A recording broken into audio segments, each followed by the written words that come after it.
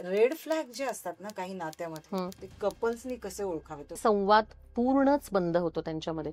म्हणजे कोणाच्या तरी थ्रू ते बोलायला लागतात. शारीरिक छळ सुद्धा बायका पुरुषांना करतात असे सुद्धा खूप केसेस आहेत. एवढा काळ सोबत घालवल्यानंतरही अगदी साधा संवाद साधणं सुद्धा ज्यावेळी अवघड होतं, तसं का घडतं? याची सुरुवात एक दिवसापासून काही वर्षानुवर्ष चालत राहणारी ती प्रोसेस असते.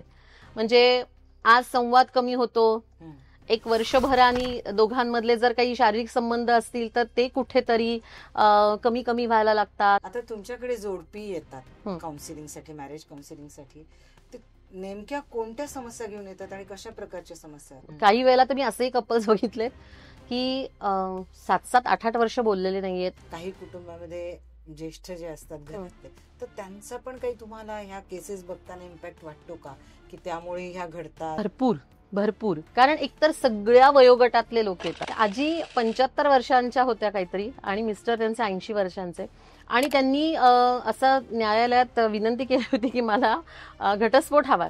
तर सगळे लोक खूप हसले होते थोडेसे त्यांना, की या वयात आजी कशाला तुम्हाला घटस्फोट, असाच पहिला प्रश्न सगळ्यांनी विचारला. तर त्या म्हणाल्या, नाही, मला इतके वर्ष या माणसाने इतका मानसिक त्रास दिलेला आहे. उदाहरणं आहेत का काही केसेस तुम्हाला? हो, भरपूर. डिवोर्स पर्यंत गेलंय किंवा डिवोर्स फाईलही केला, पण अगदी रिव्हर्स. खूप केसेस आहेत अशा, खूप आहेत. नमस्कार, मी ॲडव्होकेट श्रुती. मनसोक्त गप्पामध्ये आपल्या सगळ्यांचं खूप खूप स्वागत करते. आज गप्पांमध्ये आपण एका अशा दिग्गज व्यक्तिमत्वाशी भेटणार आहोत, ज्यांनी अनेक कपल्सना, अनेक जोडप्यांना आपल्या नात्यामध्ये नवसंजीवनी आणण्यासाठी मदत तर केलीच आहे, पण त्यांचे प्रॉब्लेम सोडवून त्यांना आत्मशोधही घेण्यास मदत केली आहे. तर आज आपल्यासोबत आहेत सुप्रसिद्ध मॅरेज काउन्सिलर डॉक्टर सायली वैद्य. नमस्कार. नमस्कार. आपलं खूप खूप स्वागत आहे मनसोक्त गप्पा.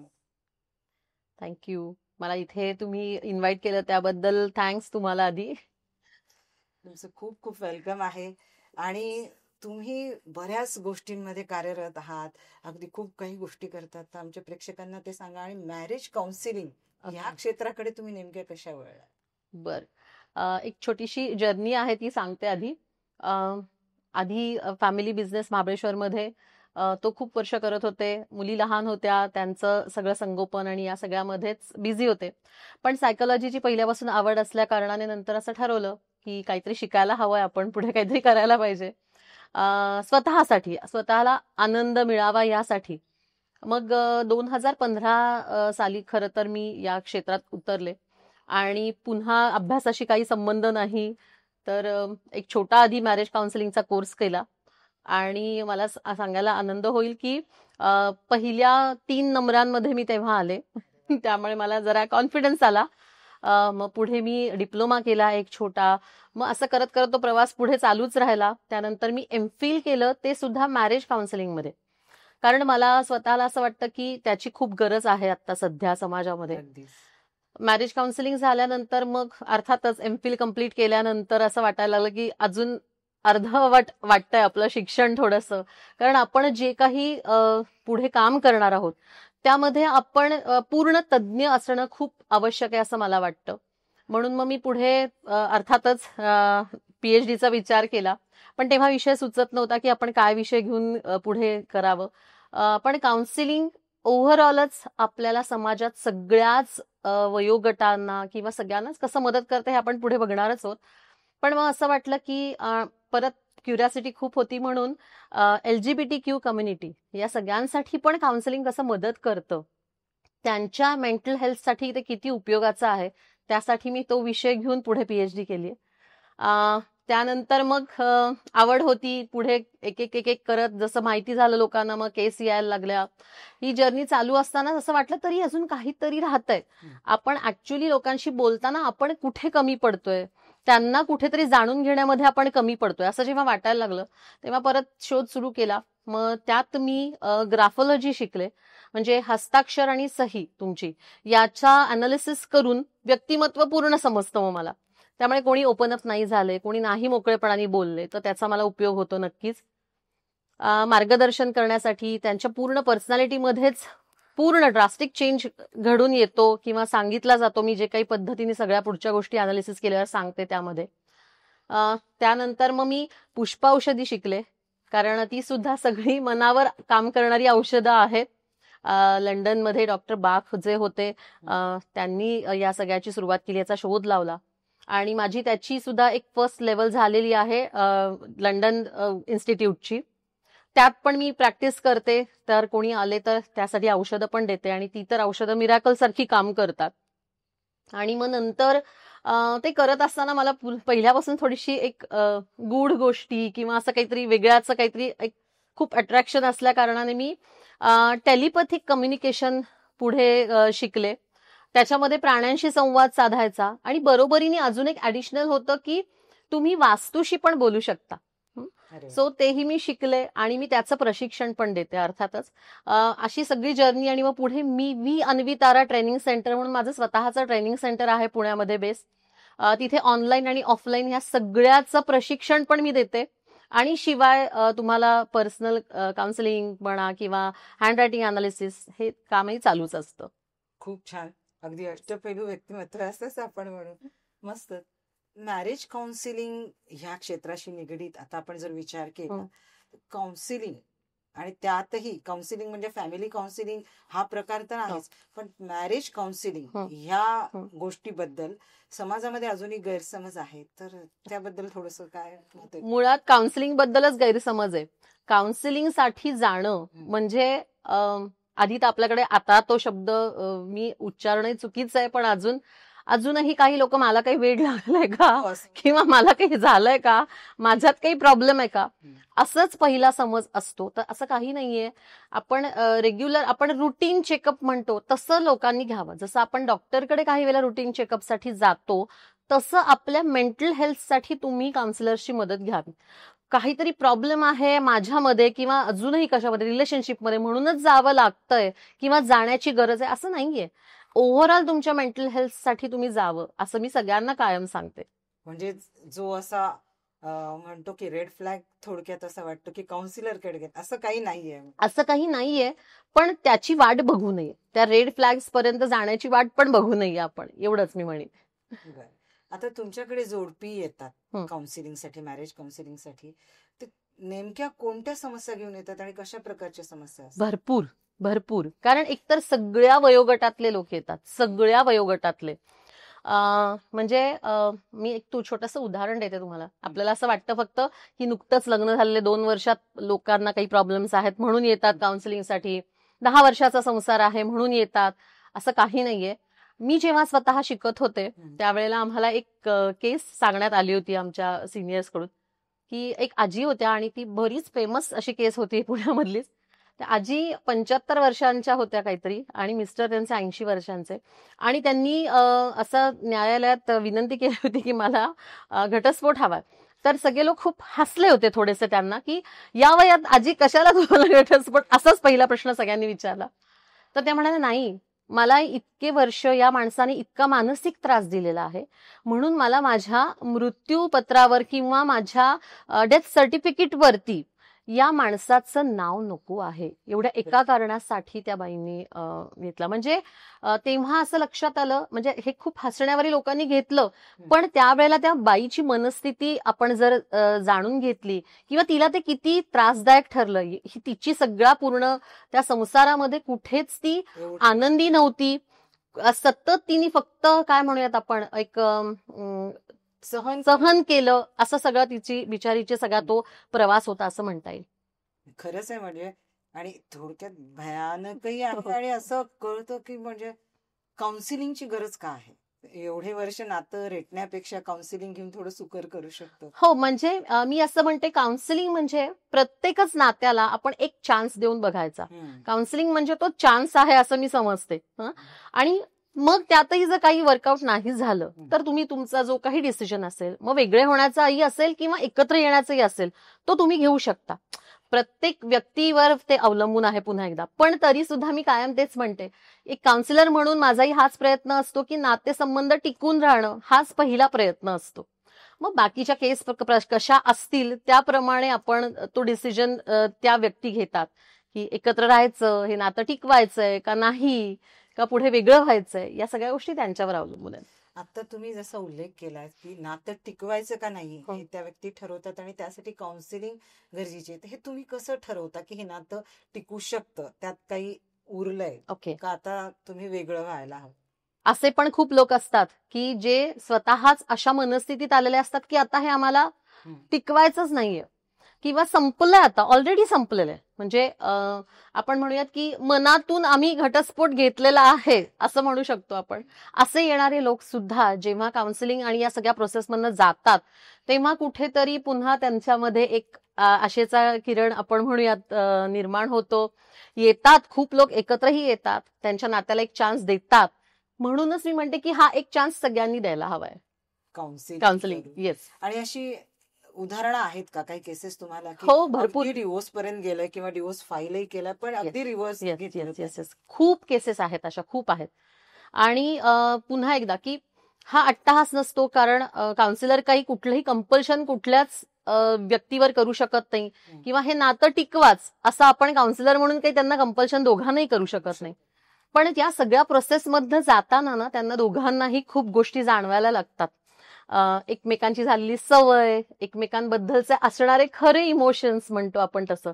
कुठेतरी एक ना त्या सगळ्या नात्यावर बसलेली एक धूळ असते ना, ती झटकण्याचं काम फक्त काउन्सिलर करतो असं आपण म्हणायला हरकत नाहीये. की त्याला एक त्याच्यावर एक जाळ्या जळमट आलेली आहेत सगळी, आणि ती साफसफाई झाली ना की त्यांनाच त्यांचं नातं एक नव्याने काहीतरी निर्माण झाल्याची जाणीव होते. नक्कीच. नाही, खरंच आहे. आता आपण म्हणजे चर्चा करतोय त्यानुसार असं म्हणजे कोणत्या वेळी म्हणजे एका कपलला असं वाटतं, असं तुम्हाला वाटतं की नाही आता काउन्सिलिंगची गरज आहे? तुमच्याकडे जे केसेस येतात ओके. तर कोणत्या वेळी किंवा कोणत्या लेवलला ते आलेले असतात आणि मग काउन्सिलिंगला येतात? सगळ्यात पहिला ना तर मनाने जी दुरावलेली असतात ना त्या पॉइंटला ते दोघं जण जास्ती पटकन काउन्सिलिंगसाठी तयार होतात. खूपदा असंही होतं की त्यातला एकच जण आधी तयार असतो. दुसऱ्याचं असं म्हणणं असतं की नाही, काही ह्यानी काही होत नाही, काउन्सिलरकडे वगैरे जाऊन काही मदत होत नाही ग, आपल्याला आपल्यालाच बघायला लागतं किंवा असे काहीतरी विषय असतात. एक जण तयार होत नाही, काही वेळेला दोघंही छान एकत्र येतात आणि डिसिजन घेतात की आपण मदत घेऊयात कुठल्या तरी एका तिसऱ्या व्यक्तीची, म्हणून काउन्सिलिंगसाठी येतात. असंही होतं बरेचदा.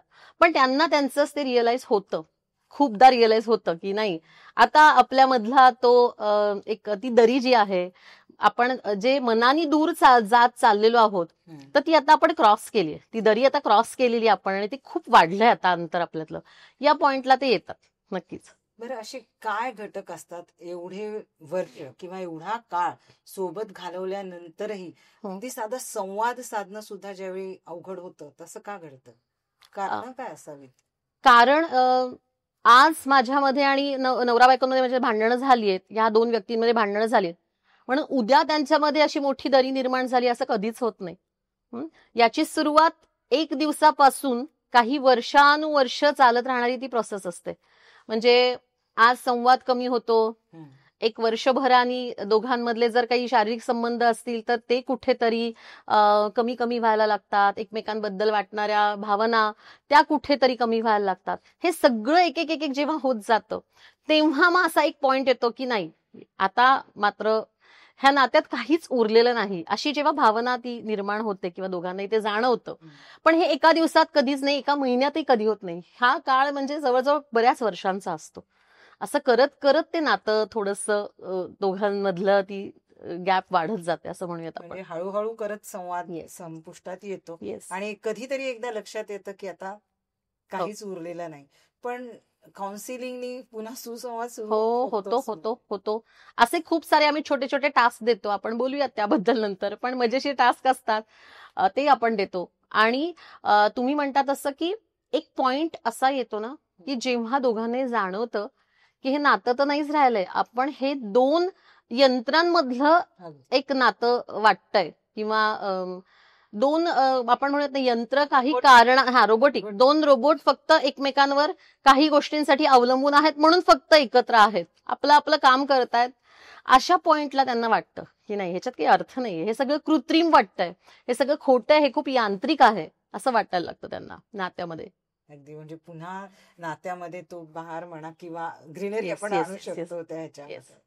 आता आपण हे बोलत असताना एक पॉइंट मला असा वाटतो इथे की हे सगळं सुसंवाद जो संपतो म्हणजे अगदी अबोला धरल्या जातो वगैरे, रेड फ्लॅग जे असतात ना काही नात्यामध्ये, ते कपल्सनी कसे ओळखावे की आता माझं नातं एंडला येतंय, किंवा आपण ज्याला म्हणू प्रिकॉशन घेऊन टाळता येईल असं, ते काही रेड फ्लॅग्स आहेत? हो, भरपूर आहेत. सगळ्यात पहिला तर महत्वाचं मी म्हणलं तसं की संवाद पूर्णच बंद होतो त्यांच्यामध्ये. म्हणजे कोणाच्या तरी थ्रू ते बोलायला लागतात. म्हणजे घरात काही वेळेला तर मी असेही कपल्स बघितले की 7-7, 8-8 वर्ष बोललेले नाहीयेत आणि निरोप लिहून ठेवतात एकमेकांसाठी वहीमध्ये वगैरे. असे खूप वाईट आहे खरं तर, पण असं आहे म्हणजे काही ठिकाणी. मुलांच्या माध्यमातून मग ते संवाद साधतात की अगदी बळजुबरी फक्त नवरा बायको म्हणून समाजात वावरतात की ज्यांच्यामध्ये संभाषण काहीच नसतं, पूर्ण बंद झालेलं असतं. त्याच्यानंतर अर्थातच मानसिक म्हणजे मनाने ते वेगळे होतात तेव्हा ते शरीराने वेगळे होतात. फिजिकल रिलेशन्स त्यांच्यामध्ये काहीच नसतात. तो पण एक रेड फ्लॅग समजावा. त्याच्यानंतर कुठेच इमोशनल बॉन्ड पण जो असतो ना, तो पण कुठेतरी एक सैल झाल्यासारखा वाटायला लागतो.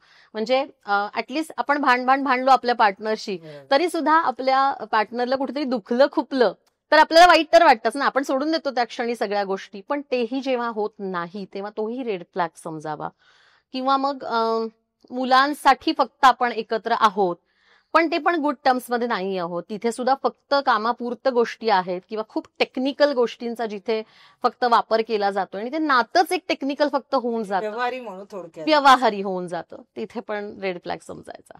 आणि हे वेळीच ओळखता आले, कारण आज खरंच गरज आहे. म्हणजे समाजामध्ये वेळीच खूप खूप घडतात. आणि वेळीच ओळखलं तर आपण त्यावर काम करू शकतो, त्यावर मार्ग काढू शकतो. अगदी. आता काउन्सिलिंग मध्ये एंडला जे नातं आलंय, म्हणजे ज्याची अगदी काय म्हणू डेडलाईन आलीये, तर पुन्हा रिव्हर्स होऊ शकतं हे तुम्ही म्हणताय. पण म्हणजे रेड फ्लॅग्स आपण जसं बोललो, तर अशा काही म्हणजे गोष्टी किंवा घटना एखाद्या कपलमध्ये अशा घडतात का की जे तुमच्याकडे आले, सल्ला घेतलेला आहे, पण तुम्हीच त्यांना असा सल्ला दिलाय की आता हे नातं पुढे नेऊ नका आणि याचा एंड करा, अशाही गोष्टी घडतात? अशा गोष्टी असा एकतर पहिली गोष्ट की काउन्सिलर हा सल्ला असा कधीच देत नाही, पण ही मदत नक्कीच करतात त्या व्यक्तीला की जेव्हा खरंच काही स्त्रियांना म्हणा किंवा उलटं मी तर आता असं म्हणते की काही पुरुषांना सुद्धा खूप मानसिक छळ होतो त्यांचा, तो सहन करावा लागतो. शारीरिक छळ सुद्धा बायका पुरुषांना करतात असे सुद्धा खूप केसेस आहेत. त्यामुळे आपण असं आता तो जमाना राहिलेला नाहीये की फक्त केस टॅकल माझ्याकडे असे पुरुष कोणी आलेले नाहीयेत अजून, पण बायका खूप सारे नाही पण असं घडतं. म्हणजे ऐकलेले आहेत कोणाकडून तरी केसेस, पण बायकांच्या बाबतीत हे जास्ती घडतं. पण तिथे मात्र थांबावं, कारण असं नातं पुढे नेण्यात काहीच अर्थ नसतो जिथे एखाद्या व्यक्तीच्या अस्तित्वाचा आणि त्या व्यक्तीच्या काय म्हणूयात आपण जीवाशी आपण म्हणूयात खेळ होतो, त्यावेळेला मात्र तिथेच ते नातं संपवलेलं कधी चांगलं. एक अशा प्रकारचीच मदत आपण त्यांना करावी लागते. मला असं वाटतं की मुलांसाठी पण, लहान मुलांसाठी तुम्ही तो सल्ला देत असताल त्यांना, हो तसा तो म्हणजे चुकीचा दुष्प्रभाव त्या मुलांवर होऊ नये. मुलं ज्या कुटुंबांमध्ये असतात, म्हणजे फक्त कपल्स असतील तरी एक वेळ विभक्त होणं खूप सोपं आहे पण जिथे मुलं असतात तिथे हा डिसिजन घेणं पण खूप अवघड असतं.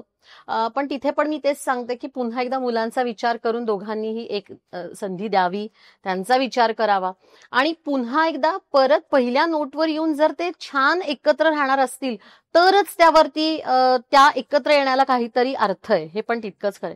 फक्त मुलांसाठी एकत्र आलो आणि मग पुन्हा ते नातं तसंच खोटं असणार आहे असं म्हणूयात आपण, तर त्यालाही काही अर्थ नाहीये. फेक रिलेशन सेपरेट झालेलं कधीही चांगलं. येस. आता रिलेशन्सचं जसं आलंय फेक रिलेशन आता आपण, त्यावरून मला एक कसं सुचतं, इमोशनल इंटेलिजन्स कितपत महत्वाचा असतो? खूप जास्ती महत्वाचं आहे, खूप जास्ती महत्वाचं आहे. कारण आपण सगळेच म्हणजे इतर सगळ्या प्राण्यांपेक्षा मनुष्य प्राणी हा सगळ्यात जास्त इमोशनल आहे. कारण त्याला बुद्धी दिली, त्याला मेंदू आहे, त्याला एक सेन्सिटिव्ह मन आहे. त्या सगळ्यासाठीच आपण म्हणतो तसं प्रत्येक नात्यामध्ये भावना खूप महत्वाच्या आहेत ना, सगळ्यामध्येच. मग कुठलंही नातं असू, अगदी मैत्रीचं म्हटलं, अगदी तुमचं आणि माझं आत्ता म्हटलं तरी सुद्धा काहीतरी नातं आहे ना आपल्यामध्ये, काहीतरी इमोशनल बॉन्ड तेवढा काळापुरता का होईना आपल्यामध्ये असतोच ना. सो त्याला खूप महत्व आहे आपल्याकडे. म्हणजे प्रत्येक माणसाच्या दृष्टीने त्याच्या आयुष्यात इमोशन्सला खूप महत्व आहे. त्यामुळे त्याचा एक काय म्हणतो त्यातला इंटेलिजन्स असणं पण तितकंच गरजेचं आहे. येस, आणि खूप महत्वाचा. खूप महत्वाचं आहे नक्कीच. बरोबर आहे. आणि मला असं वाटतं की हेल्दी लाईफ, भांडून एकमेकाचं तोंड न पाहण्यापेक्षा काउन्सिलिंग करून हेल्दी लाईफ हो, आपण हो, जगूच शकतो. म्हणजे आता घरातलं तुमच्याकडे येतात कपल, तर हो. वातावरण कसं असतं थोडक्यात, म्हणजे काही आधी खूप किरकिर तावा किंवा तावा दोघंही आलेले असतात, एकमेकांशी बोलण्याच्या मनस्थितीत नसतात, खूप एकमेकांना काय काय काय काय बोलतात, काय सांगतात. पण 2 सेशन्स नंतर मला असा अनुभव आहे, म्हणजे मी 80% लोकांचा हा अनुभव घेतलेला आहे, की नंतर ते म्हणतात, नाही पण त्याला ना तरी सुद्धा हे फार आवडतं हा, पण तो असं चांगलं करतो. कधी कधीच काय होतं माहिती नाही, किंवा ती पण सांगते असं कधीतरी, की नाही तसं नाही हा, तो घेतो म्हणजे माझी काळजी, पण असं नाही ना हो, प्रत्येक मला अपेक्षित आहे की त्यांनी मला माझ्या बरोबरीने हे करावं किंवा अमुक करावं तमुक करावं. पण त्यांना ते रिअलाइज व्हायला लागतं. कारण आहे परत पुन्हा एकदा आपण जेव्हा त्याची जाणीव करून देतो तेव्हा त्यांना ते जाणवायला लागतं की येस, आहे हे आपल्यामध्ये आहे अजून हे काहीतरी टिकून. नक्कीच. आणि जास्ती केसेस ज्या तुमच्याकडे हं. येतात, आता न्यूली मॅरिड आहेत का, म्हणजे यांना बरीच वर्ष, म्हणजे प्रमाण काय जास्त आहे? सगळ्या स्तरावरचं आहे, म्हणजे सगळ्या वयोगटांचं प्रमाण आहे असं म्हणायला हरकत नाही. हा आपला चुकीचा समज आहे की आत्ताचीच पिढी फक्त मी उलट म्हणते, आत्ताची पिढी उलट जास्ती प्रॅक्टिकल आहे, Surely. मॅच्युरिटी आपल्यापेक्षा जास्ती आहे आणि खूप ना ते सॉर्टेड आहेत आणि सगळ्याच गोष्टींच्या बाबतीत. तसेच ते फार आपण म्हणूयात की विचारपूर्वक जे काही असेल तो डिसिजन घेतात. टिकवायचा असेल तरी पूर्ण प्रयत्न करणारे आहेत. पण आपली जी पिढी आहे ना ती कुठेतरी मध्येच अडकलेली आहे. सो मध्यम वयाचे केसेस पण खूप येतात. नंतर 60 वाले पण खूप येतात. असं काही नाहीये, म्हणजे सगळ्याच वयोगटांमधल्या केसेस आहेत. आहे म्हणजे equal. Equal equal. Yes yes. असं हो काही हो. हे नाही नाही. बरं, आता आपण जेव्हा पाहतो कुटुंबामध्ये, काही कुटुंबामध्ये ज्येष्ठ जे असतात घरातले, तर त्यांचा पण काही तुम्हाला ह्या केसेस बघताना इम्पॅक्ट वाटतो का, की त्यामुळे ह्या घडतात, हो किंवा मग त्यालाही तुम्ही सांगून कसं म्हणजे हे केलंय, टॅकल केलंय, की ह्या गोष्टी म्हणा हं, किंवा हे हं. प्रॉब्लेमही सुटू शकतात, रिव्हर्सही होतात, हो तर हो खरंच प्रभाव असा घडतो, ही कारण पण हो हो. इम्पॉर्टंट आहे त्या. ही आहेत पेक्षा मी असं म्हणते की फॅमिली काउन्सिलिंग म्हणजे काय, तर ते सगळ्यांसाठीच उपयोगाचं आहे, तुमच्या पूर्ण फॅमिलीसाठी आहे. मग तिथे नातं कुठलंही असो, नवरा बायकोंचं फक्त एक नातं नाहीये, त्याच्यामध्ये नवरा बायको आहेत, पालक आणि मुलं आहेत, किंवा तुमचे सासू सासरे आहेत, दोन्हीकडचेही मी म्हणते, म्हणजे मुलाच्या बाजूचेही मुलीच्या बाजूचेही, यांचा सुद्धा त्यामध्ये फॅमिली म्हटलं की हे सगळे आले. आणि या प्रत्येक नात्याला काउन्सिलिंगची गरज आहे असं मी म्हणते. जेव्हा एक तुम्हाला फॅमिलीमध्ये एक छान हेल्दी रिलेशन जर हवं असेल, तुमचं छान बॉन्डिंग हवं असेल एका फॅमिलीचं, तर जरूर सगळ्यांनी हे करून घ्यावं असं मी म्हणेन. म्हणजे मग कुठल्याही नात्यात जरी खटकत असेल, अगदी जावा जावा असतील, जर एकत्र कुटुंब असेल, सासू सासऱ्यांच्या काही गोष्टी तुम्हाला खटके उडत असतील, सासू सुनांचं तर नातं खूप बदनाम आहेच. हो आहे. पण तिथे सुद्धा तुम्ही जर ते दोघींनी जर ठरवलं, त्यातल्या काही काही टॅक्टिक्स ते टिकवण्यासाठीचा प्रयत्न केला, कारण कसं आहे घरात ना सासू सासऱ्यांबरोबर जर तुमचं नातं चांगलं झालं ना, तर ऑटोमॅटिकली सगळं घर खूप छान एकमेकांना धरून राहतं. तर अशा हेल्दी फॅमिलीची आपल्याकडे आता खूप गरज आहे. सो एकत्र येस कुटुंब येस, पद्धती. एकत्र कुटुंब आणि मदत होतेच तुमच्या. खूप होते खूप होते.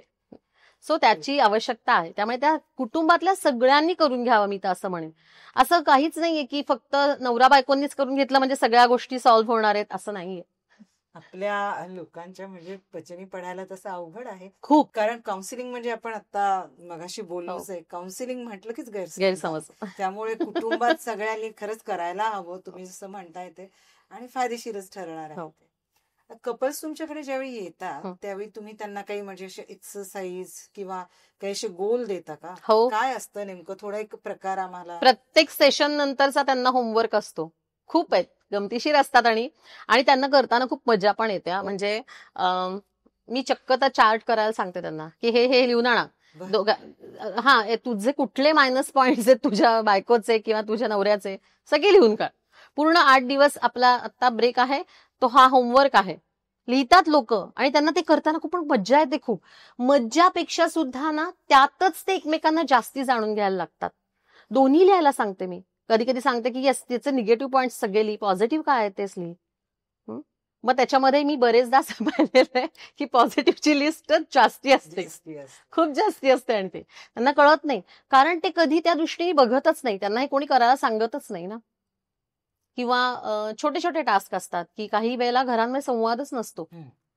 नाही कंपल्सरी तुम्ही कॉफीची एक वेळ, लंच तुमचा एक साथ असला पाहिजे किंवा डिनर एक साथ बसायचं, मोबाईल बाजूला ठेवायचा आणि सगळ्यांनी एकत्र बसून छान गप्पा मारायच्या.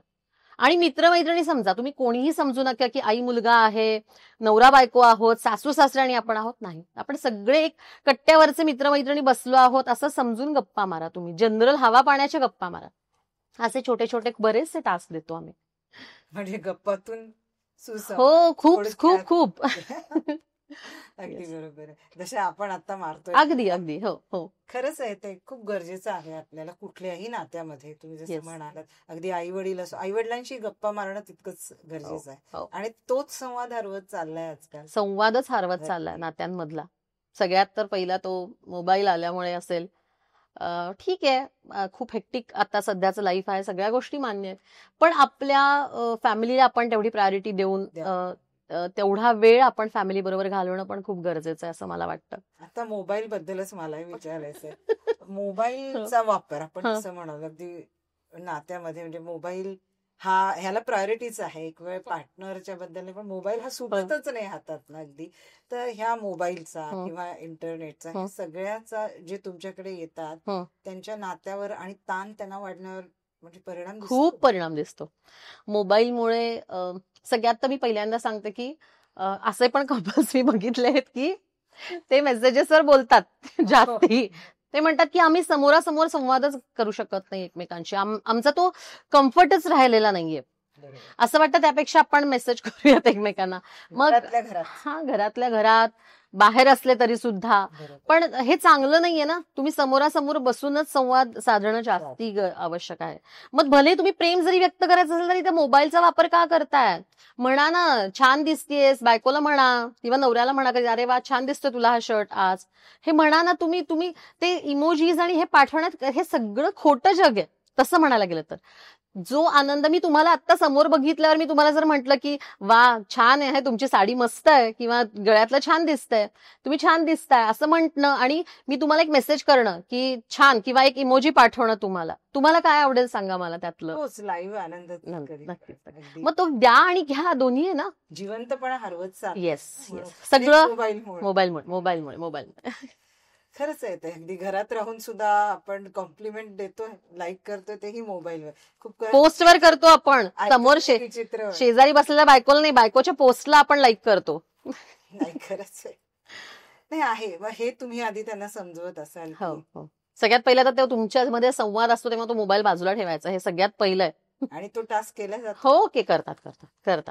तेवढं मात्र इमानदारी करतात लहान मुलासारखं मुलं. कारण आहे की कुठेतरी त्यांनाही ते वाटत असतं ना की हे नातं टिकलं पाहिजे आणि चांगलं हेल्दी रिलेशन आपलं बिल्ड झालं पाहिजे, या सगळ्यासाठी करतात, नक्कीच करतात. मी असं अजिबात म्हणणार नाही की मुलं लोक करत नाही तो टास्क कम्प्लीट, उलट छान आनंदाने करतात. आणि मी म्हटलं तसं त्यांना मजा येते, बरं. कारण आहे की आपलाच पार्टनर त्यांना एक वेगळं. नव्याने समजायला लागतो, कळतो, जाणीव पुन्हा व्हायला लागते सगळ्या त्या गोष्टींची, असंही व्हायला लागतं. म्हणूनच मी सुरुवातीला इंट्रोडक्शन मध्ये म्हटलं, तुमचा परिचय करून देताना आत्मशोध सुद्धा हो बऱ्याच हो आपण हो चांगले हो हो घेऊन येस, पण नक्की. काही कला गुण असतात ते दुर्लक्षिले जातात ना. हो आणि हो, ह्या संवादातून त्याला पुन्हा बघण्याचा एक वेगळा दृष्टिकोन दृष्टिकोन येतो आपल्याला मिळू नक्कीच शकतो. नक्कीच. येस. तुमच्याकडे जेवढी आता म्हणजे कुणी येतं समस्या घेऊन, कितीदा तुम्ही बोलवता आणि किती काउन्सिलिंग Sessions घ्यावी आणि लागतात. ड्युरेशन काय असतं ते? असं काही नाही, खरं सांगू का, काही वेळेला अक्षरशः 4-5 सेशन्स मध्ये सुद्धा ते छान गुण्यागोविंदाने पुन्हा भांडायलाही मोकळे होतात असं म्हणता येईल, कारण भांडणही तेवढंच गरजेचं आहे. काही वेळेला मात्र एक 10 सेशन्स वगैरे अशी सुद्धा गरज लागते. सुरुवातीला आपली सेशन्स एक आठवड्यानी असतात, मग नंतर गरज लागेल तशी महिन्याप्रमाणे असं सुद्धा आपण करतो काही वेळेला. पण नाही, 2-3 याच्यामध्येच फरक जाणवायला लागतो, असा माझा तरी अनुभव आहे आजपर्यंतचा. आणि म्हणजे खरंच आहे ना, फक्त सुसंवाद अगदी. हा आहे तोही मग काउन्सिलिंग मधून घडतो तर काय हो आहे, हो हो असं नक्कीच मत. नक्कीच. आणि म्हणून सगळे गैरसमज काउन्सिलिंग बद्दलचे आहेत, तर थोडे थोडे आता प्रेक्षकांचे दूर झाले असतील. येस येस कारण नक्कीच. काउन्सिलिंग म्हणजे फार मोठा भाऊ केला जातो, आता हा काउन्सिलर कडे गेला आणि त्यातही कपल म्हणजे तुमचं रेअरच काम आहे. हो हो हो कारण मॅरेज काउन्सिलिंग हो ही भारतात हो खरंय. थोडी वेगळ्या दृष्टीने हो, पाहिलं हो, हो. जातं. आणि तुम्हाला रिस्पॉन्स म्हणजे चांगले येतात का? भरपूर. कसं आता आता सध्याचं काय आहे की आयटीतले भरपूर. कपल जास्ती नाही आहे. असं नाही हो, असं काही नाही, असं काहीही नाही. थोडं आपण पुन्हा एक विचार समज केला जातो ना की आयटी मध्ये आहेत दोघंही. दोघाही आधीच्या काळात असं होतं या दोघांचं व्हायचं, किंवा डिवोर्सचे केसेस पण बहुतेक होते, पण आता काय प्रमाण आहे? नाही असं काही नाही माझ्याकडे. हम्म. उगीच सांगायचं म्हणून मी खरंच सांगणार नाही की आपण एका बरं. विशिष्ट क्षेत्राला का म्हणून बदनाम करायचं, असं माझं मत आहे. असं काही नाहीये. हम्म. सगळ्या क्षेत्रात काम करणाऱ्या कपल्स मध्ये सुद्धा काही इश्यूज असतात आणि तसे येतात सगळे. म्हणजे समान हो हो हो समान आहे, सगळ्या प्रमाण. समान आहे. हो हो हो अगदी. Yes yes. आता तुम्ही ऍक्टिव्हिटीज बद्दल बोलतात, काही देता वगैरे हम्म. असे टास्क, हम्म. तर त्याचा किती दिवसात फरक दिसतो तुम्हाला? दिसतो, त्यांनाच उत्साह असतो पुढच्या आठवड्यामध्ये ते सगळं दाखवण्यामध्ये आणि करण्यामध्ये. खूप खूप छान इंटरेस्टनी करतात.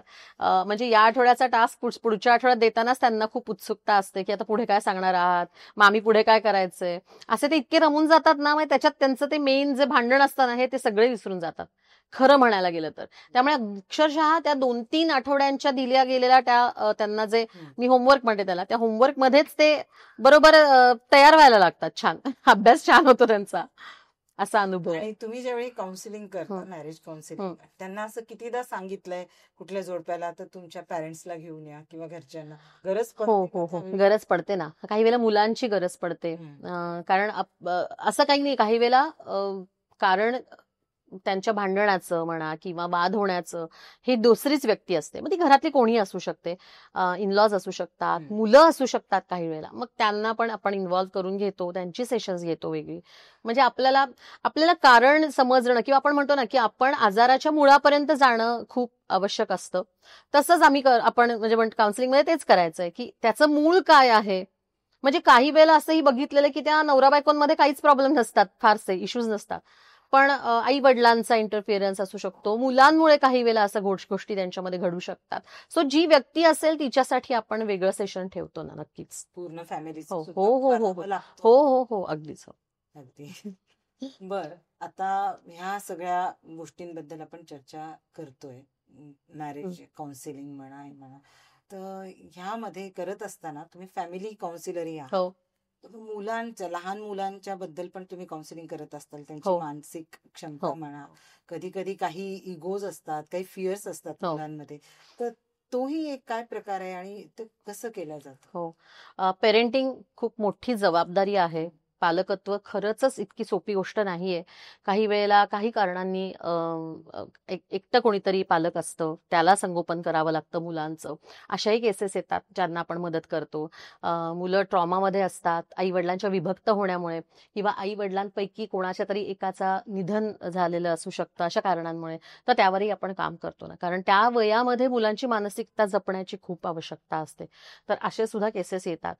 पण फ्रँकली स्पीकिंग मी खरं सांगू का की मी त्या बाबतीत फार सेन्सिटिव्ह आहे. त्यामुळे मला नवरा बायकोंची भांडणं परवडतात. पण असं कोणीही मूल असेल तर मी शक्यतो माझ्या कोणी म्हणजे माझे कलीग किंवा असं कोणीतरी अजून तज्ज्ञांकडे मी बरेचदा रेफर करते केस, कारण मला स्वतःला त्याचा खूप त्रास होतो. खूपच हो नक्की. पण होतात आणि मुलांना त्या वयात तर खूप गरज असते. त्यामुळे तर त्यांनी नक्कीच काउन्सिलरची मदत घ्यावी जेव्हा असे काही इश्यूज मुलांमध्ये असतात तेव्हा. नक्कीच. आणि असं वाटतं का आता ह्या विषयावर आपण बोलतोच, खूप सेन्सिटिव्ह विषय आहे, हो कारण मनाशी निगडीत आहे. काउन्सिलिंग म्हणजे काय, थोडक्यात मनाशी संवाद साधता तुम्ही आणि त्या क्षमतेवर म्हणजे त्यावरच असा हात घातला जातो आणि मनाशी टॅकल करायचं असतं. पण आज पाहतोय आपण बरेचदा की सुसाईडच्या केसेस होतात मुलांमध्ये म्हणा किंवा ओव्हरऑल सगळ्या ह्याच्यात प्रमाण, तर कुठेतरी काउन्सिलिंग किंवा संवाद नाही. हो हे कारण संवाद नाही, घरात आई वडिलांचं लक्ष नाही, वेळ दिला जात नाही मुलांना, प्रेम दिलं जात नाही घरातून. खूप गोष्टी आहेत, खूप कारण आहेत त्या सगळ्याला. आणि आपण म्हणतो ना की मुलं ना सगळ्यात खूप इनोसंट असतात. म्हणजे प्राणी आणि मुलं साधारण बाकीचे प्राणी आणि मुलं सारखीच असतात. पण सगळ्यात पहिलं ज्या घरात प्रेम मिळतं मुलांना आणि थोडंसं लक्ष मिळतं ना, ती मुलं अशी फारशी भरकटत नाहीत, असाच माझा तरी आत्तापर्यंतचा अनुभव आहे किंवा मी असं बघितलेलं आहे. पण जिथे प्रेम मिळत नाही, आई वडिलांमध्येच कुठेतरी संवाद नाहीये आणि मुलांकडे थोडं दुर्लक्ष केलं जात आहे, म्हणजे सगळं असतं त्या घरामध्ये, सुबत्ता आहे, आर्थिकदृष्ट्या काही प्रॉब्लेम नाहीयेत, सगळ्या गोष्टी आहेत, पण जे प्रेम हवंय मुलांना, वेळ हवाय, तो पालक देत नाहीत, असं सुद्धा खूपदा बघायला मिळतं. आणि स्ट्रेस तर आहेच मुलांना आजकाल. स्पर्धा आहे, कारण करतात. खूप स्पर्धा आहे, अगदी. ती करू नये. Education म्हणा आणि हो, सगळीचकडे सगळीच नोकरीसाठी येस सगळीकडे येस येस. रस्सीखेच ज्याला हो म्हणू हो आपण हो, अगदी अगदी थोडक्यामध्ये. अगदीच. आणि त्याला खरंच आहे, घरचेच लोक ज्यावेळी संवाद साधतात, बोलू शकतात, तेव्हाच ह्या ज्या घटना आहेत, हो हो टोकाचं हो पाऊल उचलणं हो, ते टाळले जाऊ शकतात. Yes yes. आणि अशी बरीच केसेस किंवा तुम्हाला काही त्यांची मनस्थिती कळत असेल की अगदी हा माणूस म्हणा किंवा कपल्सच नाही तर वयस्कर लोकांमध्ये वगैरे ह्या लेवलला हा चाललाय किंवा गेलाय, पण ह्याच्यातनं फायदा झालाय हो हो हो, त्या खूप केसेस खूप असे खूप काही हो, आहेत? खूप आहेत असे. काही वयस्कर लोक येतात काही वेळेला, त्यांनाच तर 1-2 सेशन्स मध्ये छान वाटतं, बरं वाटतं. छोट्याशा गोष्टी असतात जे आपल्या सुनेला मुलाला सांगू शकत नाहीत, पण तो मोकळा संवाद एकदा झालं, आपण म्हणतो ना की त्याला फक्त एक कुठेतरी वाचा फोडण्याची गरज असते, तसं झालं की पण त्याच्यातले गैरसमज दूर होतात आणि छान होतं त्यांचं नातं पुन्हा, असंही खूपदा जाणवलेलं आहे मला.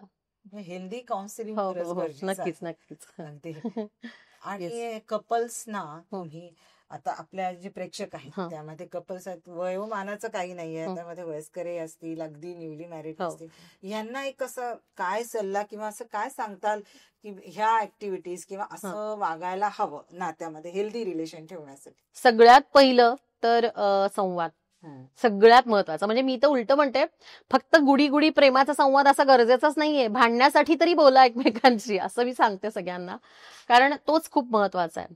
भांडण म्हणजे तुमचं मत मांडता आलं पाहिजे, तुम्ही एक्सप्रेस होणं खूप गरजेचं आहे. आणि मग ते प्रत्येकानेच प्रत्येकाला स्वतःचं मत मांडता आलं पाहिजे घरामध्ये, जरी ते लहान कोणी घरातली व्यक्ती असेल तरी मला हे वाटतंय. बरोबर. तुम्ही कोणीही त्याच्याबद्दल डिसिजन घेऊ नका हवं तर, पण एक त्याबद्दलचा मोकळा संवाद घरात असला पाहिजे, तो खूप गरजेचा आहे आणि तो सगळ्यात महत्वाचा पाया आहे. विश्वास एकमेकांवरचं, प्रेम, थोडंसं इमोशनल असणारा तो बॉन्ड, या सगळ्या गोष्टी चांगल्या कुठल्याही नात्यासाठी गरजेच्या आहेत आणि त्या सगळ्याच केल्या पाहिजेत, मी असं म्हणते. त्याची सुरुवात संवादापासून आहे, नक्कीच. आणि एक तुम्ही सांगितला पॉइंट तो की तारीफ करायला हवी, हो, प्रश्नच नाही. कोणाला आवडत नाही, कोणाला आवडत नाही ती. ही तोंडावर. तोंडावर बरेच प्रॉब्लेम्स मेसेज करून नाही, इमोजीस पाठवून नाही. कळेल आता की मेसेज हो, मेसेज नाही करायचा. फेस टू फेस तारीफ. अगदी छान दिसतीयस आज, काहीतरी वेगळी दिसतीयस, असं म्हटलं तर कुठल्या बायकोला नाही आवडणार आहे. बरोबर आहे. अहो, ती दिवसभर थकलेली असेल तरी तुमच्यासाठी आनंदाने आणि 4 गोष्टी करेल. नवऱ्याला म्हटल्यावरती, तोही ऑफिसमधून दमून आलेला असेल तरी सुद्धा फक्त बायकोनी एवढं म्हणावं आणि तो लगेच म्हणतो ना, खुश होतो. कोणालाही आवडते. अगदी लहान मुलांपासून ते 90च्या माणसाला जरी तुम्ही म्हणलात तरी कौतुक कोणाला आवडत नाही. सो ते करा ना. आता भांडणांचं आपण बोलत होतो, हेल्दी भांडणं कशी असावी? हेल्दी भांडणं, भांडणे गरजेची आहेत, जसं हेल्दी भांडण कुठलं असतं माहितीये का, की त्याच्यामध्ये भांडणाच्या शेवटी त्यांना आठवतच नाही की आपण कुठल्या मुद्द्यावरून भांडलोय दोघं जण, असं खूपदा होतं. तर ते हेल्दी भांडण समजावं, कारण दोघे हसायला लागतात आणि म्हणतात की मग आपण कशावरनं भांडत होतो आणि आपला विषय कुठे गेलेला आता. ही जी भांडणं आहेत, सिरियस भांडणांमध्ये मात्र तुम्हाला दोघांनाही माहिती असतं की आपण कुठल्या मुद्द्यावर भांडतोय आणि बरेच वर्ष तो एकच मुद्दा असतो भांडणाचा किंवा त्यावरच दोघांचे वाद जास्ती होत असतात. तर तिथे थोडंसं सिरियसली विचार करण्याची गरज आहे. पण जेव्हा ती टाइमपासवाली भांडणं असतात तिथे नंतर त्या दोघांनाही आठवतच नाही की आपण कशासाठी भांडत होतो आणि आपला मेन मुद्दा काय आहे भांडणाचा. म्हणजे ते एकमेकांचा जेव्हा असं संवाद होतात ना, मग तुला नक्की काय हवंय, तुला नक्की काय म्हणायचं होतं, जेव्हा इथे संवादामध्ये जेव्हा हा शब्द येतो तेव्हा ओळखायचं की हे हेल्दी भांडण आहे. येस येस, याची बरीच डेट एक्सपायरी डेट आलेली. बस ते भांडण कसं करावं हेही आपण. हो, आणि भांडण पाहिजेच ना, त्याच्या मजा नाहीये. आपण म्हणतो ना की आपल्या पंचपक्वान्नाच्या पानामध्ये सगळं आपल्याला लागतं ना, गोड, आंबट, तिखट, तुरट, आपण सगळं खातो. तसं आहे हे नातं सुद्धा, तसंच आहे. भांडणाशिवाय मजाच नाहीये. नाही तर मी पुन्हा ते नातं सगळं कृत्रिम वाटणार आहे तुम्हाला, किंवा काय म्हणूयात रोबोट सारखं वाटणार आहे. त्याच्यापेक्षा त्याच्यात थोडासा मीठ मसाला पण हवाच आहे ना, थोडंसं भांडायचं, रुसायचं, चिडायचं, हे हवंच आहे सगळ्या प्रत्येक नात्यामध्ये अर्थातच. भांडणं करायला तर मुभाच दिली. हो हो, अगदी अगदी. खूप सुंदर आहे ना. पण म्हणजे सगळ्याच गोष्टींची जीवनामध्ये गरज आहे. जसं तुम्ही आता पंचपक्वान्नाचं आणि ताटाचं उदाहरण दिलं, खूप प्रेम वाढतं. प्रेम वाढतं म्हणजे नक्की. वयस्कर लोकही आधी म्हणलं याचं भांडणाने प्रेम वाढतात, तशी भांडणं हवीत. हवीत म्हणजे अगदी काउन्सिलर हे तसंच हो. सांगतात असं. आणि मी म्हटलं ना, पुन्हा एकदा सांगते की आपल्याला असं वाटतं ना, आपण खूप बाऊ करतो या सगळ्या गोष्टींचा. आणि सगळ्यात पहिलं इगो प्रत्येकाचा मध्ये येतो. मी असं म्हणते की सोडून द्याव्या गोष्टी. छोटासा एक शब्द सॉरीचा असतो आणि नव्याने सुरुवात करावी किंवा संवाद वाढवावा. हे करण्याची प्रत्येकाने गरज आहे. हे मी कोणालाच असं स्पेसिफिक सांगत नाही. हे प्रत्येकाने करायला हवंय. प्रत्येकाने घरात. Thanks giving yes yes yes yes. म्हणतो हो. प्रत्येक गोष्टीसाठी येस. हे नात्यातही नात्यात तितकंच नक्कीच important येस. आहे. आता एवढं सुंदर तुम्ही सांगता एक्सप्लेन करून, म्हणजे लग्न संस्था थोडक्यात आणि हे नातं हेच आपल्या या आजच्या संवादातून उलगडत आहे, गप्पांमधून yes, म्हणते yes. मी. पण आता हे सगळं हे करत असताना सगळ्या फॅमिलीच्या म्हणजे ज्येष्ठ आहेत घरातले त्यांना घेऊन, मुलांना घेऊन, आणि थोडक्यात म्हणजे हेल्दी भांडणं करू नये. हम्म, लग्नाचं म्हणजे हेल्दी मॅरेजचं ताट पंचपक्वान्नाचं कसं सजवता येईल हे तुम्ही सांगितलंत, आणि काउन्सिलिंग त्याला मदत करते येस तसं अर्थात. नक्कीच. पण हे सगळं होत असताना जे कपल तुमच्याकडे येतात, हं. मग त्यांना म्हणजे असं कसं त्यांनी ओळखायचं, की आता हे तर झालं तुम्ही सांगितलं की म्हणजे हेल्दी काय आहे नात्यामध्ये, हं. आणि तुम्हालाही कसं लक्षात येतं की ह्यांचं नातं आता एंडकडे आलंय, किंवा रेड फ्लॅग बद्दल आपण आता चर्चा केली, पण त्यांचं त्यांनी जे ओळखायचं थोडक्यात टिप्स म्हणू किंवा त्यांना प्रिकॉशन घेण्यासाठी म्हणून कसं ओळखायचं की नाही हे आमच्यामध्ये आता बरं चाललं नाही आणि काउन्सिलिंग किंवा त्याच्या पलीकडे गेलेलं आहे. पलीकडे जात आहे, थोडक्यात आधीच कसं ओळखायचं? Okay okay. सगळ्यात महत्वाचं जेव्हा की मी मगाशी म्हटलं तसं की असह्य होणं आणि गोष्टी अगदी टोकाला जाऊन तिथे एक्स्ट्रीम लेवलचे कुठले डिसिजन घेतले जाणं किंवा एक्स्ट्रीम गोष्टी केल्या जाणं, तिथे थांबलं पाहिजे. तेव्हा तिथे त्या गोष्टी आपण नाही सहन करायच्या. म्हणजे सहन करण्याची सुद्धा एक क्षमता प्रत्येकामध्ये जी असते ती आपल्याला असं वाटतं की या सहनशक्तीच्या माझ्या बाहेर जाते. तिथे मात्र ते नाही नातं टिकत फारसं. आणि ते लक्षात यायला पाहिजे प्रत्येकालाच की अन्याय खूप होतोय, पण फक्त नातं टिकवायचं हा अट्टाहास आहे समाजासाठी, नातेवाईकांसाठी, तर तो करू नये. तिथे तो ओळखावा की हे आपल्याला आता आपल्या जीवन मरणाचा प्रश्न इथे उद्भवलेला आहे, माझ्या अस्तित्वाचा प्रश्न उद्भवलेला आहे. तिथे तो समजावा आणि तिथे खरंच लांब व्हावं दोघांनी. आणि घरच्यांचा सपोर्टही तितकाच त्यात गरजेचा. नक्कीच नक्कीच. काही मुलीच म्हणू आपण, हो. घरच्यांचा सपोर्ट नाही म्हणून आपण आता पाहतो काही उदाहरणं घडली आहेत आताच रिसेंटच आहे. हो अगदीच म्हणजे आपण नाव नको घ्यायला, पण प्रेक्षकांना सांगण्याची गरज नाही, पण पॅरेंट्सचा सपोर्टही मुलींना तितका खूप गरजेचा आहे, खूप गरजेचं. पण तोही पुन्हा चुकीच्या ठिकाणी केला जाऊ नये पालकांनी. त्यांना कळलं पाहिजे की कुठे योग्य ठिकाणी आपण आपल्या मुलीला सपोर्ट करायचा किंवा मुलालाही सपोर्ट करायचा, दोघांनाही गरज आहे अर्थातच.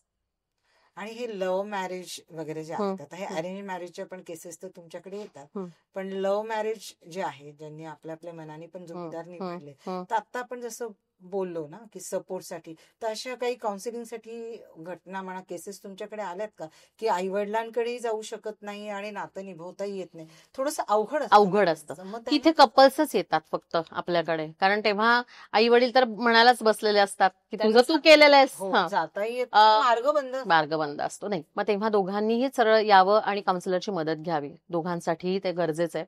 आणि दुसरी गोष्ट की असा पण एक थोडासा गैरसमज आहे समाजामध्ये की फक्त लव्ह मॅरेज वाल्यांचंच टिकत नाहीत गोष्टी आणि त्यांनाच जास्ती गरज लागते, असं काही नाहीये. अरेंज मॅरेज मध्ये सुद्धा हे सगळे प्रॉब्लेम्स येतात, कारण दोन व्यक्ती जिथे येतात तिथे आपण म्हटलं तसं की कुठल्याही नात्यामध्ये अगदी आई वडील म्हटलं किंवा मुलगा मुलगी, तरी प्रत्येक व्यक्ती वेगळी आहे ना. सो तिचे काहीतरी स्वतःचं अस्तित्व आहे, तिचं काहीतरी स्वतःचे मतं आहेत, विचार आहेत, या सगळ्यामध्ये कुठेतरी थोडासा तफावत येणारच, त्यांनी थोडेसे वाद होणारच आहेत.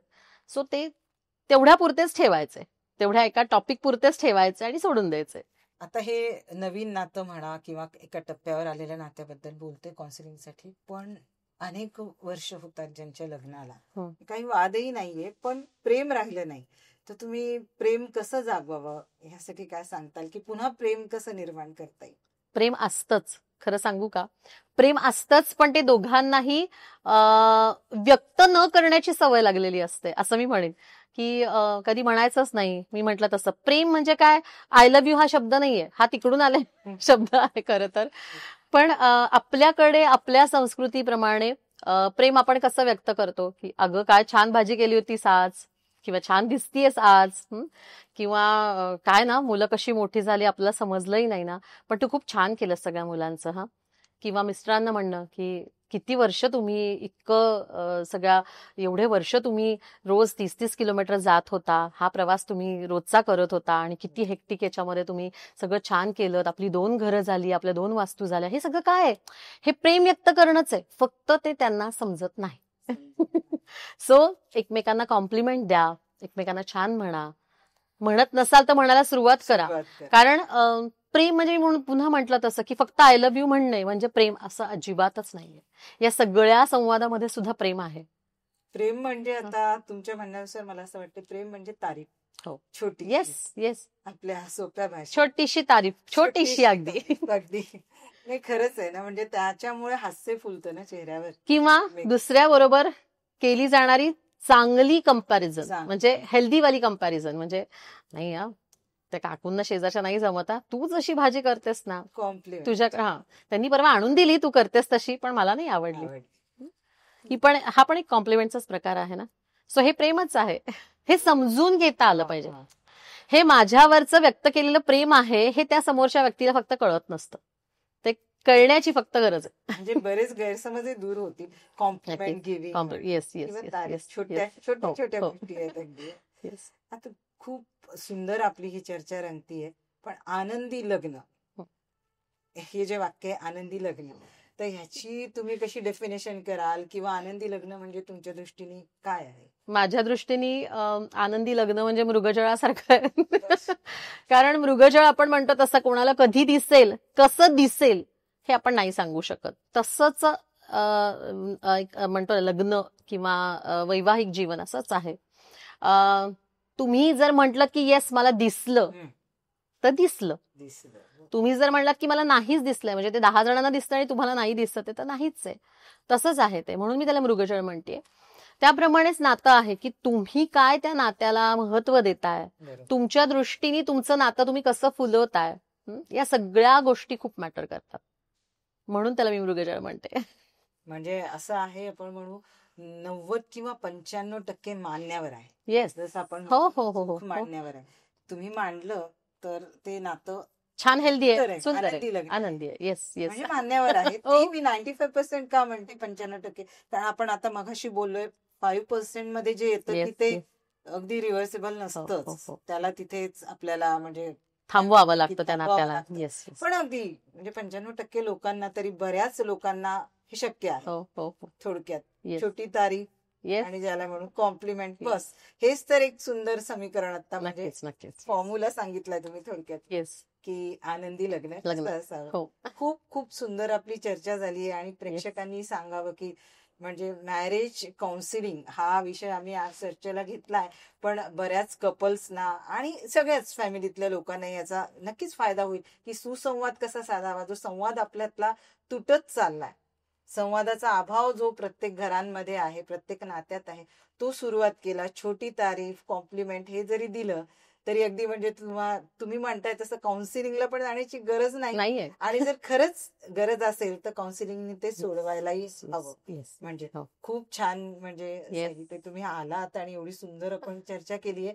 पण आता एंड मध्ये ह्या एपिसोडच्या काउन्सिलिंगच्या तुम्ही असा एक काय सल्ला द्या, म्हणजे ओव्हरऑल फॅमिली मेंबरला म्हणा किंवा मॅरिड लाईफ साठी पण? सगळ्यांनाच मी असं सांगेन एक सल्ला म्हणून की स्वतःची एक मेंटल हेल्थ चांगली ठेवण्याची खूप आवश्यकता आहे. जेव्हा आपलीच मेंटल हेल्थ खूप चांगली असते तेव्हा ऑटोमॅटिकली आपण सगळ्या नातेसंबंधांमध्ये ते टिकवण्यासाठीचे चांगले प्रयत्न करू शकतो. त्यामुळे आधी आपण काय करायचंय तर स्वतःवर काम करायचंय. स्वतःवर काम करून आपली जेव्हा मानसिकता चांगली राहते किंवा आपण मेंटली जेव्हा हेल्दी म्हणतो असतो तेव्हा ऑटोमॅटिकलीच आपण नात्यांमध्ये चांगले राहतो. नक्कीच असं मी त्या सगळ्यांना सल्ला देईन. त्यामुळे आधी काम स्वतःवर करा सगळ्यांनीच, आणि मग ते आपोआपच कुटुंबावर होणार आहे किंवा नातेसंबंधांमध्ये होणार आहे.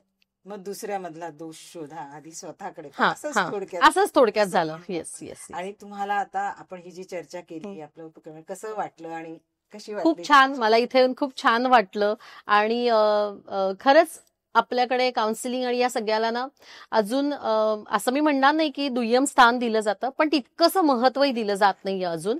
तर तुम्ही इतका छान हा विषय घेतलात की जो खरंच आत्ता आपल्या समाजामध्ये खूप गरजेचा आहे, आवश्यक आहे. म्हणून मी सगळ्यांना असं म्हणते की काउन्सिलरकडे जाणं म्हणजे कुठेही कमीपणाचं लक्षण आहे असं तुम्ही समजू नये कोणीच प्रेक्षकांनी. गरज पडली तर त्यांची मदत घ्यावी. सल्ला सुद्धा मी इथे म्हणणार नाही, पण त्यांची मदत जरूर घ्यावी. आणि खरंच आहे, मदतीची येस, गरज ही प्रत्येकाला आहे, नात्यालाच प्रत्येक नात्याला आहे. येस. खूप छान आपली चर्चा रंगली. येस. आणि आपण पुढे तुम्ही जी म्हणजे वेगवेगळ्या विषयांवर तर हो, तुम्ही हो, कार्यरत हो. आहातच, पण वास्तू टेलिपती हा हो. पण एक जो वेगळा विषय आहे, त्यावरही चर्चा करू आणि प्रेक्षकांना नक्की आवडेल तो नक्कीच. विषय येस, येस. हे करायला. हो, आणि हो. पुढे भेटू आणि नक्की. त्यावरही थोडासा प्रकाश टाकू हो, आपल्या अगदी अगदी चालेल. येस, चर्चेमध्ये. येस. आणि प्रेक्षकांनाही माझं असं म्हणणं आहे की तुम्हाला कसा वाटला हा भाग ते कमेंट्स मध्ये कळवा. आणि आपल्या ह्या चॅनलला सबस्क्राईब, लाईक आणि शेअर करा. आणि तुम्हाला अजून कशा चर्चा तुम्हाला ऐकायला आवडतील तेही सांगा. सोबत चर्चा आम्ही केल्या त्या तुम्हाला आवडतील तेही सुचवा तुम्ही. आणि असंच या चॅनलला आपलं भरभरून प्रेम देत राहा. सायली ते तुम्ही आलात मनसोक्त गप्पामध्ये आणि एवढा सुंदर विषय आपला रंगलाय. नात्यांची येस. गुंफण कशी म्हणजे सोडवावी, थोडक्यात जो गुंता झाला हो, हे हो. आपण खूप सुंदर चर्चा केली. येस. त्यासाठी तुमचे खूप खूप धन्यवाद. Yes. Thank you so much. Thank you.